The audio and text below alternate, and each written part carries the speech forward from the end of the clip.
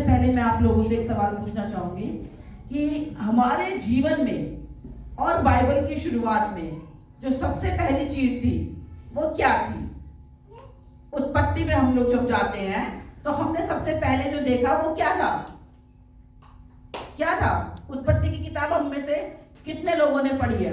उत्पत्ति, उसमें सबसे पहला क्या है? क्या है? ये सृष्टि की रचना कैसे हुई? परमेश्वर ने कैसे इस धरती को बनाया? शब्दों के द्वारा। और वो शब्द ही क्या थे? और वो वचन ही क्या था? और वो वचन ही क्या हुआ? देहधारी हुआ और हमारे बीच में उसने क्या किया? डेरा डाला। तो वचन का सबसे ज्यादा महत्वपूर्ण क्या है हमारे जीवन में? एक मसीह व्यक्ति के लिए दुनिया में सबसे ज्यादा इंपॉर्टेंट चीज अगर कुछ है तो वो है सिर्फ और सिर्फ परमेश्वर का वचन, है ना? क्योंकि जिस समय में हम उत्पत्ति की किताब को पढ़ते हैं उसमें सबसे पहले क्या बोला कि दिन हो जा तो दिन हो गया, रात हो जा रात हो गई, पेड़ पौधे हो जाए तो पेड़ पौधे हो गए। परमेश्वर ने हर एक चीज को कैसे बनाया? अपने शब्दों के द्वारा। सिर्फ और सिर्फ मनुष्य को बनाने के लिए परमेश्वर ने क्या किया? भूमि से मिट्टी को लिया और एक मनुष्य को बनाया जिसे अपने स्वरूप अपनी समानता में बनाया और उसके नथनों में जीवन का श्वास फूका और उसको आदम के रूप में खड़ा किया। सेकंड थिंग हमारे सामने जो बन के आई वो थी हवा। उसको कैसे बनाया? स्त्रियां जो हम हैं उनको कैसे बनाया गया? आदम को एक गहरी नींद में सुलाकर उसकी पसली से क्या किया गया था? हवा को बनाया गया था। ये वचन हम लोग शुरुआत से सुनते आ रहे हैं। हर एक मसीह को कम से कम इतनी बात जरूर पता होनी चाहिए कि वचन ही के द्वारा हमारी सारी सृष्टि की क्या की गई है? रचना की गई है। तो हमारे लिए जीवन में सबसे ज्यादा इंपॉर्टेंट चीज क्या होनी चाहिए? वचन। तो हम निकालेंगे भजन संहिता 119, भजन संहिता 119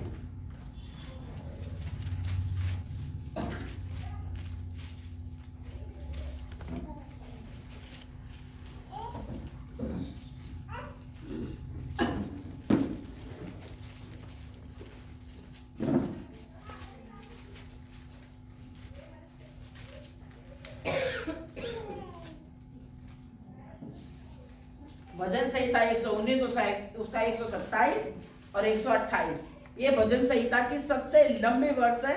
इसके अंदर कितनी आयतें हैं देख के बताओ कोई भी एक जन। भजन संहिता 119 में कितनी आयतें हैं? 168। इसमें से हम पढ़ेंगे 127, 127 एंड 128 हम लोग पढ़ेंगे। इस कारण मैं तेरी आज्ञाओं को सोने से वरन कुंदन से भी अधिक प्रिय मानता हूँ। रुक जाओ बेटा, क्या बता रहा है? इस कारण मैं तेरी आज्ञाओं को सोने से वरन कुंदन से, किससे ज्यादा अधिक महत्वपूर्ण बताया है? सोने से वरन कुंदन से भी अधिक महत्वपूर्ण बताया गया है। किसको किसको बताया गया महत्वपूर्ण? अमित, किसको महत्वपूर्ण बताया है? वचन को। इस दोबारा से पढ़ो। इस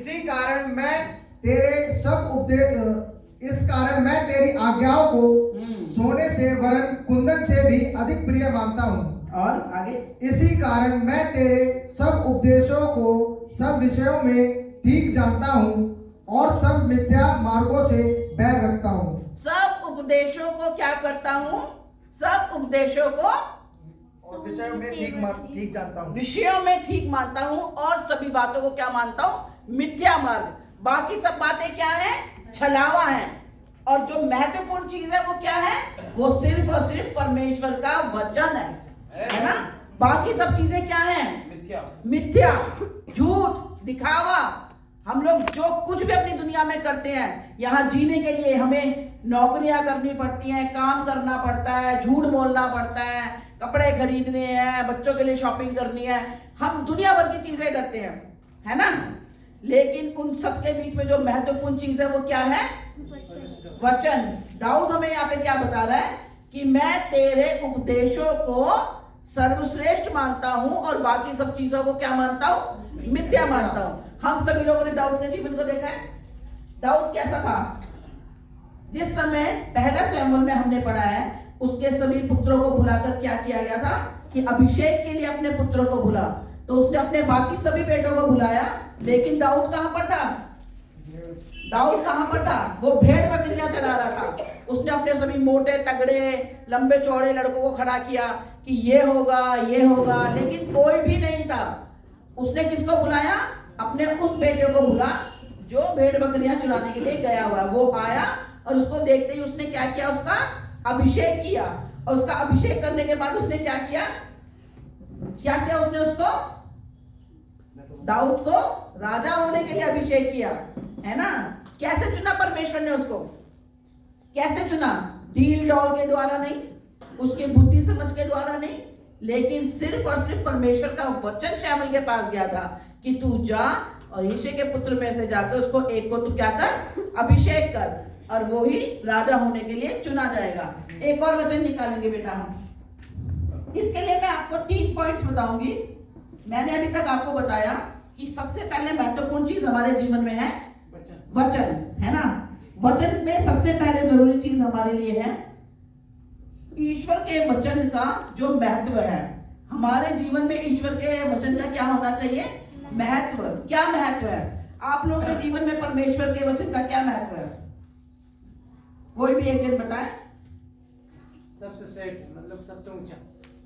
हम लोग पढ़ेंगे यूहन्ना 1 से लेकर 5 तक, उसके बाद 14वां वचन हम पढ़ेंगे। यूहन्ना 1 से लेकर 5 तक और फिर 14 वचन।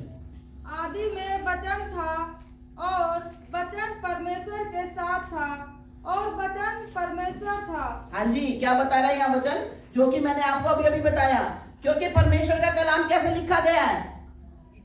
परमेश्वर का कलाम पवित्र आत्मा की प्रेरणा के द्वारा लिखा गया है। इसमें कोई भी झूठी बात नहीं है। हमने उत्पत्ति में क्या पढ़ा? परमेश्वर ने क्या किया? सभी सृष्टि की रचना केवल और केवल वचन के द्वारा की। और यहाँ हम यूहन्ना में क्या पढ़ रहे हैं? आदि में वचन था, वचन परमेश्वर के साथ था और वचन ही परमेश्वर था। तो वचन ही परमेश्वर है। हम किस पे विश्वास करते हैं? हम किस पे विश्वास करते हैं? यहाँ पे हम किस नाम से प्रार्थना करते हैं? परमेश्वर। क्या बोलते हैं हम लोग जब भी हमारे जीवन में कोई प्रॉब्लम? हे प्रभु, हे यीशु, हे मेरे पिता, हे मेरे अब्बा। तो हम किसको पुकार रहे होते हैं? उस समय भी वचन को पुकार रहे होते हैं, क्योंकि वो ही वचन है। उस वचन ने ही देहधारी होकर हमारे बीच में क्या किया? डेरा डाला, है ना? प्रभु यीशु मसीह भी वचन है। मैं आज आपको बताना चाहती हूँ कि आप लोग जो यीशु मसीह के नाम से सभी चीजों को करते हो, है ना? प्रार्थना करते हो, गीत गाते हो, जो कुछ भी करते हो, उसमें सबसे महत्वपूर्ण चीज क्या है? सिर्फ और सिर्फ वचन। और वो वचन ही हमारे लिए इंपॉर्टेंट है। और वो वचन क्या है? प्रभु यीशु मसीह। हाँ जी, आगे बढ़ो। यही आदि में वचन के साथ था। सब कुछ उसी के द्वारा उत्पन्न हुआ और जो कुछ उत्पन्न हुआ है उसमें से कोई भी वस्तु उसके बिना उत्पन्न नहीं हुई। हाँ जी, उसमें से कोई भी वस्तु उसके बिना उत्पन्न नहीं हुई। यूहन्ना 1:14 पढ़ो। और वचन देहधारी हुआ, हाँ। और अनुग्रह और सच्चाई से परिपूर्ण होकर हमारे बीच में डेरा किया। हाँ। और हमने उसकी ऐसी महिमा देखी जैसी पिता के इकलौते की महिमा। कैसी महिमा देखी? जैसे पिता के इकलौते की महिमा। हम सभी लोगों के पास बेटियां होती हैं, बेटे होते हैं, लेकिन जिस किसी के पास एक ही एक बेटा होता है, वो उस अपने बेटे के लिए कितना प्रेम रखते हैं ना। लेकिन हमारे पिता ने अपने इकलौते बेटे को किसके लिए भेजा? हमारे लिए भेजा, कि वो पृथ्वी पर जाए और क्या हो? मारा जाए, गाड़ा जाए और तीसरे दिन मुर्दों में से जीवित हो। ये भी एक वचन है।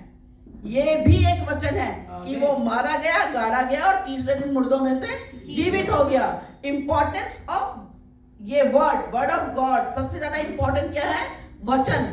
मैं अभी आपको सिर्फ इतना बता रही हूँ कि परमेश्वर के वचन का महत्व क्या है। आप लोग को महत्व समझ में आ रहा है ना, कि सबसे ज्यादा जरूरी चीज वचन ही है। हम लोग सब चीजों पे ध्यान देते हैं, हम हर एक बात पे ध्यान देते हैं, लेकिन नहीं ध्यान देते तो किस पे? वचन पे। हम लोग गीत गाने में आगे बढ़ जाते हैं, हम प्रार्थना करने में आगे बढ़ जाते हैं, लेकिन हम लोग वचन की ओर ध्यान नहीं लगाते। हम जब ये सब चीजें करते हैं ना, और अगर वचन को नहीं सुनते, तो हमारा ये सब व्यर्थ है। सब कुछ व्यर्थ है। ये नहीं है कि हम आके यहाँ पे गीत ना गाएं या यहाँ आके हम प्रार्थना ना करें, वो सब भी जरूरी है, लेकिन उसके अलावा वचन को जानना बहुत जरूरी है। क्योंकि जब हम अपने जीवन को जीते हैं, जिस समय में हम दुनिया में बाहर निकलते हैं, तो वहां हर टाइम गाना तो नहीं ना गाते रहेंगे, या गाते हैं, या दुनियावी लोगों से मिलते समय में हम प्रार्थना करते रहते हैं, नहीं करते ना। लेकिन वचन अगर हमारे हृदय में है तो उनसे बात करने के समय में हम वचन को जानने के कारण कोई भी गलत बात नहीं बोलेंगे। क्यों? क्योंकि हमारे पास क्या है? वचन है। वचन है हमारे पास फैसला करने के लिए कि हम क्या गलत बोल रहे हैं और क्या सही बोल रहे हैं, और जो वो बोल रहे हैं उसके अनुसार ही हम जवाब अगर दे रहे हैं तो उनमें और हम में क्या है?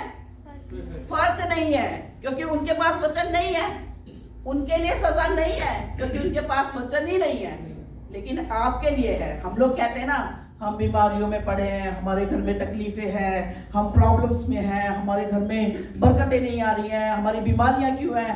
हम दान देते हैं, हम दशमांश देते हैं, हम प्रार्थना करते हैं, हम दूसरों के लिए प्रार्थना करते हैं, इवन हम चर्च में चिल्ला चिल्ला के गीत गाते हैं, स्टिल हमारे घर में प्रॉब्लम है। क्यों प्रॉब्लम है? क्योंकि हर समय हम लोग वो सिंगर वाला वो पहन के नहीं रह सकते, हर समय हम एक प्रार्थना वाला बन के नहीं रह सकते। इवन मैं भी नहीं रहती हूँ। जब हम लोग घर में जाते हैं तो हम नॉर्मल व्यक्ति की तरह व्यवहार करते हैं ना, लेकिन वो व्यवहार जब हमारे सामने कोई नेगेटिव आता है उस समय में परखा जाता है। एक गीत गाते हैं हम लोग, विश्वास परखा जाएगा, आनंद समझो, शैतान तुमको डराएगा, विश्वास करते हैं हम लोग ऐसा। जब हमें शैतान डराता है हम सबसे पहले डरते हैं, विश्वास ही सबसे पहले डरता है, याद रखना। क्यों? क्योंकि वो जानता है कि शैतान कितना कठोर है, लेकिन उसके बावजूद कि वो जानता है परमेश्वर परम प्रधान है, प्रभु यीशु मसीह का मैं बेटा हूं, उसके बावजूद वो डरता है। हम जानते हैं कि हमारे पास वचन है, हम उसको वचन के द्वारा उसको ताड़ेंगे, उसको लताड़ेंगे और वो हमसे दूर हो जाएगा। कितने लोगों को मैंने अपनी आंखों से देखा है, वचन को जानने के बावजूद वो रोते हैं, गिड़गिड़ाते हैं। प्रार्थनाओं में मैंने उनको रोना है, गिड़गिड़ाना है, प्रार्थना करना है, लेकिन सबसे पहले अपने हृदय में ढूंढना है, क्या किया मैंने, क्यों मेरे पास ये है। अगर ऐसा नहीं हो रहा तो इसका मतलब हमारे पास अभी वचन को सीखने की जरूरत है, आज ही से वचन को सीखने की जरूरत है, वचन को जानने की जरूरत है ना। सब चीजों को साइड में रखकर आप वचन को पढ़ना शुरू करें। 14वां वचन एक बार फिर से पढ़ दे बेटा। और वचन देहधारी हुआ और अनुग्रह और सच्चाई से परिपूर्ण होकर हमारे बीच में डेरा किया, और हमने उसकी ऐसी महिमा देखी जैसे पिता के इकलौते उसकी ऐसी महिमा देखी जैसे पिता के इकलौते की। क्या इकलौते बेटे को कोई सूली पर चढ़ने के लिए भेजता है? इससे पहले भी एक बार ये हुआ है, कितने लोगों को याद है? इससे पहले भी इकलौते बेटे को बलि करने के लिए भेजा गया है। कितने लोगों को याद है? याद है किसको भेजा था? अपने बेटे को, अब्राहम ने अपने बेटे को। वेरी गुड, जयपुर रहता है, इसको याद है। फिर भी इब्राहिम, जिसका बेटा था आइजक, इसहाक, उसका एक ही पुत्र था जो कि उसने इतने सालों तक प्रार्थना करके मांगा था, और परमेश्वर ने उसको क्या बोला कि तू अपने बेटे को ले और उसको जाके तू क्या कर दे, बलि चढ़ा दे। उसने क्या किया? क्या किया इब्राहिम ने? वो उसी समय अपने बेटे को लेकर गया, और वो बिल्कुल उसको मारने पे ही था, उसको छुरा मारने को ही था। उसी समय में क्या हुआ?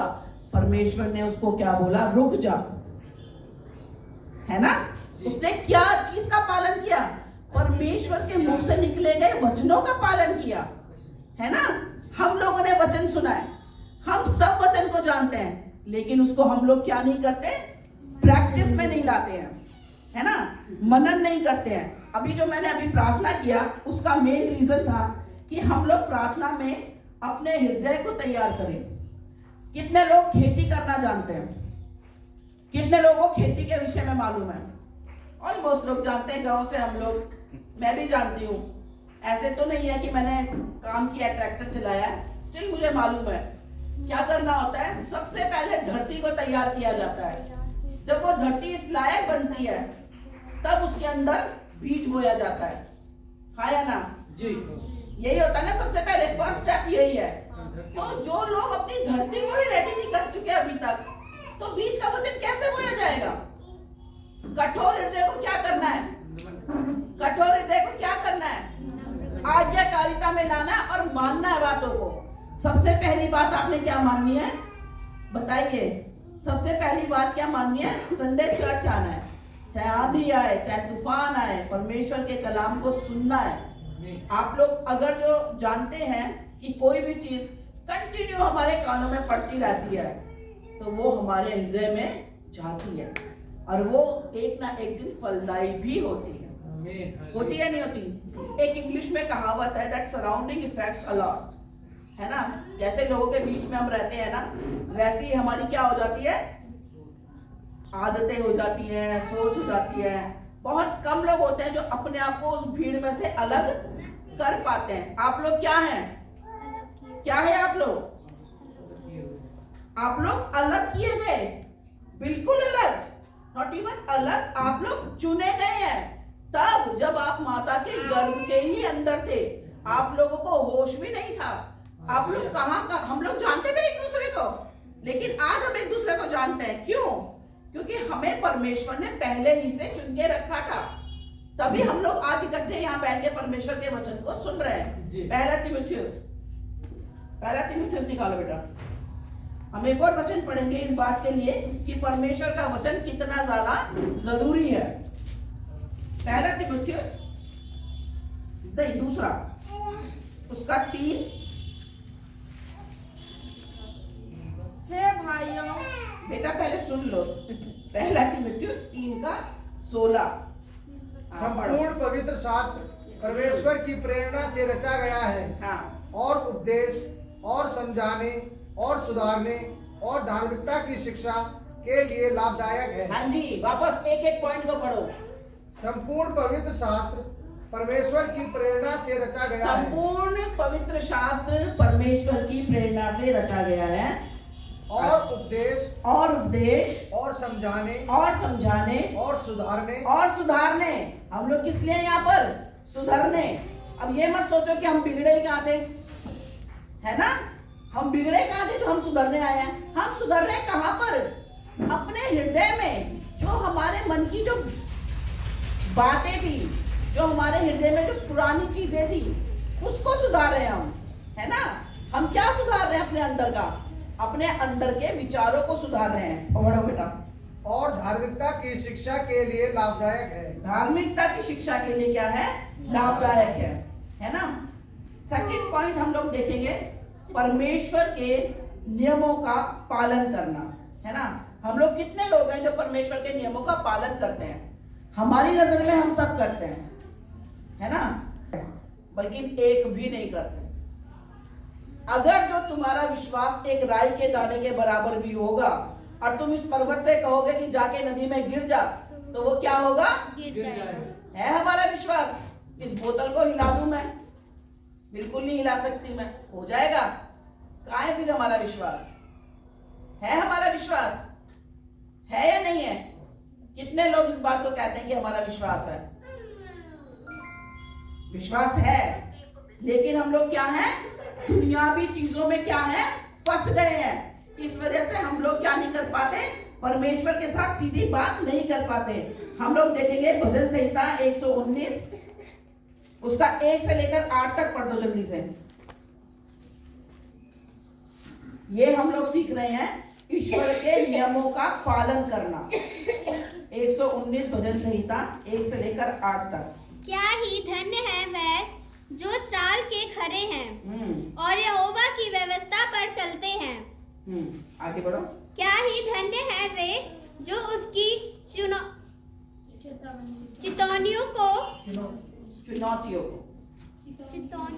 चुनौतियां होती हैं, चितौनियां कुछ भी वर्ड नहीं है। चुनौतियों को मानते हैं, जो उसकी एक तरीके से वो हमें चेताता है ना, कोई बात के लिए हमें चिताता है वचन, है ना? उसको क्या करते हैं? मानते हैं। आगे बढ़ो। और पूर्ण मन से उसके पास आते हैं। फीडबैक यहाँ मैं देख रही हूँ, जो लोग ईश्वर के नियमों का पालन करते हैं वे धन्य हैं।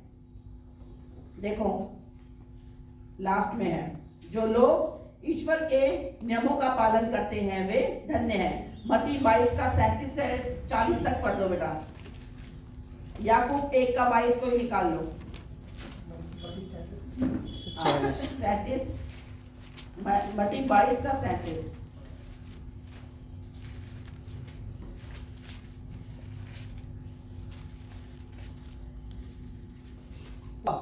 तू परमेश्वर अपने प्रभु से अपने सारे मन और अपने सारे प्राण और अपनी सारी बुद्धि के साथ प्रेम रख। बढ़ जाओ 40 तक चले जाओ। बड़ी और मुख्य आज्ञा तो यही है। हाँ, क्या बता रहा है परमेश्वर का वचन? हम लोग इन बातों का पालन करते हैं।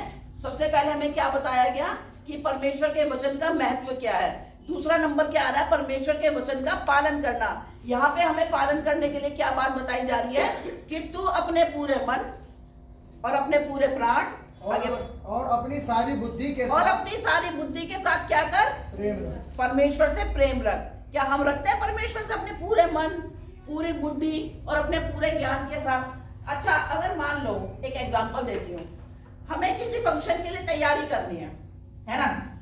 फंक्शन के लिए तैयारी करनी है और हमारी जेब में कुछ नहीं है, पर फिर भी हम विश्वास करते हैं कि परमेश्वर हमारे लिए क्या कर देगा। परमेश्वर हमारे लिए कर देगा। हम लोग ये बात पे भरोसा करते हैं और परमेश्वर से क्या करते हैं कि परमेश्वर हमारे लिए कर देगा।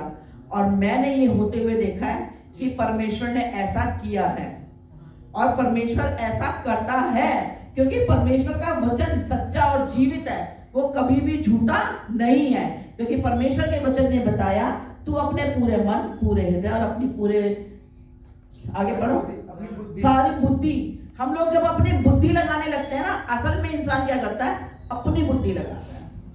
अधिकतर अपनी बुद्धि का सहारा लेते हैं। कैसे? कि हम लोग अपनी भाग दौड़ शुरू कर देते हैं, यहाँ से जुगाड़ करते हैं, यहाँ से जुगाड़ करते हैं, यहाँ भागते हैं, वहां भागते हैं। आप यकीन मानना, मैं सिर्फ घर में बैठ के प्रार्थना करती हूँ। मेरी कोई उछल कूद नहीं होती, कोई मेरा दौड़ धूप नहीं होता। एकदम सिंपल इंसान हूँ मैं आराम से अपने घर में बैठती हूँ, प्रार्थना करती हूँ और जो मैं चाहती हूँ ना, परमेश्वर मेरे लिए करता है। मैं आज 40 प्लस एज है मेरी, मैं अपने से आधी उम्र के बच्चों के साथ बैठ के पढ़ाई करती हूँ, जो कि मेरे लिए बिल्कुल अच्छा नहीं है, एम्बैरेस होता है।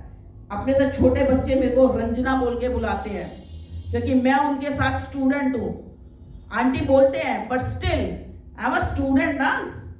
वो लोग मेरे क्या है? क्लास फेलोज है ना, मेरे साथ पढ़ रहे हैं वो लोग जो टीचर मुझे पढ़ा रहे हैं, समटाइम्स वो टीचर्स भी मुझसे एज में छोटे हैं, लेकिन मैं उनसे सीख रही हूँ। किस लिए? क्योंकि मैं परमेश्वर की भूख और प्यास को, वचन को सीखने के लिए क्या है मेरे अंदर? वो भूख है, वो चाह है मेरे अंदर। मैं वचन को जानने के लिए, ये पहचानने के लिए पास्टर जी के साथ 4 घंटे मगजमारी करके पढ़ लूंगी। बाइबल मेरे हाथ में बैठ के पढ़ सकते हैं हम पूरा दिन? नहीं, ऐसा कोई चमत्कार नहीं है। हमें परमेश्वर के कलाम को सीखने के लिए, परमेश्वर के कलाम को जानने के लिए भूख होनी चाहिए। वचन बताता है, जो भूखे हैं वो तृप्त किए जाएंगे, जो प्यासे हैं उनको पिलाया जाएगा। हम लोगों में वो भूख, वो प्यास, वो हमें अपने अंदर जगाने की जरूरत है। जब हम वचन की भूख और प्यास अपने अंदर जगाएंगे ना, हमारे जीवन के सारे कष्ट चले जाएंगे, सारी बीमारियां दूर हो जाएंगी, सब तकलीफ है जो आप अपने आप में ना, तकलीफ होते हुए भी रिलैक्स बैठोगे, एकदम चिल, आपको फील ही नहीं होगा, कुछ भी कभी महसूस नहीं होगा। कितना झगड़ा हो रहा है, कुछ हो रहा, होता रहे, हम आराम से बैठे हैं। क्यों? क्योंकि हमारे अंदर में एक परमेश्वर की शांति है, परमेश्वर का एक वचन हमारे हृदय में कार्यरत होता है ना। मैं आप लोगों को इंक्रेज करना चाहती हूँ कि आप लोग जिस प्रकार से अब सीखा है, सुबह 5 बजे उठना, प्रार्थना में जुड़ना, है ना, एक नया जुड़ जाते हैं, 4 बजे उठना सीखे, 4 बजे उठना सीख गए, एक नए सीखा है। उसी प्रकार से अपने जीवन में आप लोगों को ऑडियो बाइबल्स मिले थे, कितने लोग उसका इस्तेमाल करते हैं? कितने लोग इस्तेमाल करते हैं? एक भी नहीं। आज से शुरू करो, बल्कि अभी से शुरू करो। वचन को सुनो, अपने कानों में वो आवाज आने दो, अपने हृदय तक पहुंचने दो। पढ़ना प्रॉब्लम है ना, सुनना तो प्रॉब्लम नहीं है। कितनी फालतू बातें सुनते हैं ना हम, फालतू की चीजें हमारे कान में जाती है ना, वही चीज हम लोग अपनी लाइफ में लेकर आते हैं। अगर जो हम अच्छा सुनेंगे ना तो अच्छा ही हमारे मुंह से निकलेगा, ऑटोमेटिकली निकलेगा। हम वो इंसान है ही नहीं कि जो हम लोग अपना जीवन इस प्रकार से अरे आपके द्वारा लोगों को जीतना है, आपने और लोगों को बताना है क्या